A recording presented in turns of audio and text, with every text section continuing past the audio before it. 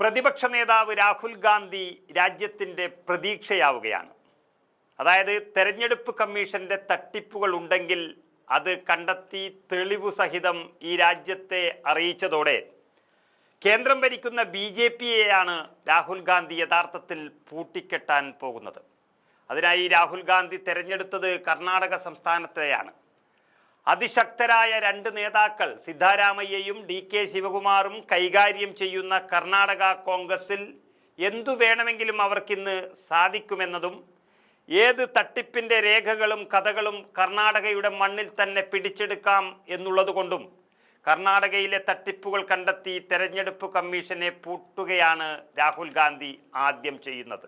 നമുക്കറിയാം, ഒരു മാസം മുൻപ് ബംഗളൂരു നഗരത്തിലെ മഹാദേവപുര മണ്ഡലത്തിലെ ലക്ഷക്കണക്കിന് വോട്ടിൻ്റെ കഥ പറഞ്ഞ രാഹുൽ ഗാന്ധി ഇത്തവണ തെരഞ്ഞെടുത്തത് അതേ കർണാടകയിൽ തന്നെ കലബുർഗി ജില്ലയിലെ അലന്ത് മണ്ഡലത്തിലെ വോട്ടർമാർക്കിടയിലെ തട്ടിപ്പാണ്.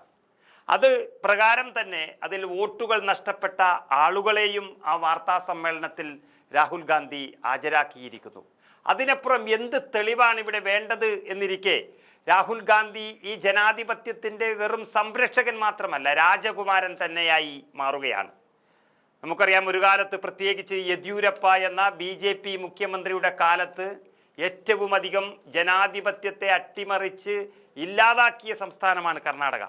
ഓപ്പറേഷൻ താമരയും കുതിരക്കച്ചവടവും ഒക്കെ കൊണ്ട് ഇന്ത്യൻ ജനാധിപത്യത്തെ അട്ടിമറിച്ച ആ ദയനീയ സംഭവങ്ങൾ നമ്മുടെ രാജ്യത്തിന് തന്നെ ഏറെ നാണക്കേട് ഉണ്ടാക്കിയതാണ്.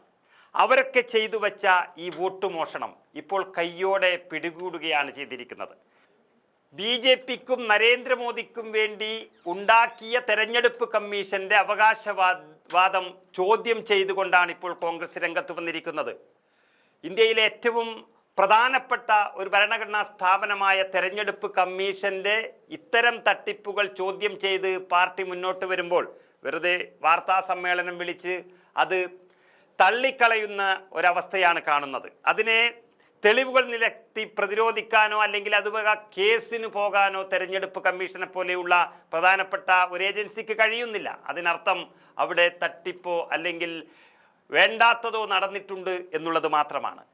കർണാടക CIDയുമായി സഹകരിക്കുന്നുണ്ടെങ്കിൽ തെളിവും കമ്മീഷൻ കൈമാറിയ വിവരങ്ങളും നൽകണമെന്നാണ് ഇപ്പോൾ കോൺഗ്രസ് ആവശ്യപ്പെട്ടിരിക്കുന്നത്.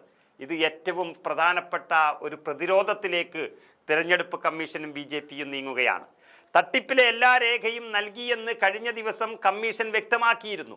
എന്നാൽ ഇന്നലെ വോട്ട് വരിയുമായി ബന്ധപ്പെട്ട് രാഹുൽ ഗാന്ധി വീണ്ടും ആരോപണങ്ങൾ ഉന്നയിച്ചപ്പോൾ കർണാടകയിലെ അലന്ത് മണ്ഡലത്തിൽ 6018 വോട്ടുകൾ വോട്ടർ പട്ടികയിൽ നിന്ന് നീക്കം ചെയ്തു എന്നാണ് വ്യക്തമാക്കിയിരിക്കുന്നത്. അങ്ങനെ രാഹുൽ ഗാന്ധി നയിക്കുന്ന ഈ ധർമ്മയുദ്ധം ജനാധിപത്യത്തെ സംരക്ഷിക്കാൻ വേണ്ടിയാകുമ്പോൾ അത് വെറും ഒരു നേതാവ് മാത്രമല്ല, രാജകുമാരൻ എന്ന് രാഹുൽ ഗാന്ധിയെ ഒരിക്കൽ കൂടി പറയേണ്ടി വരും.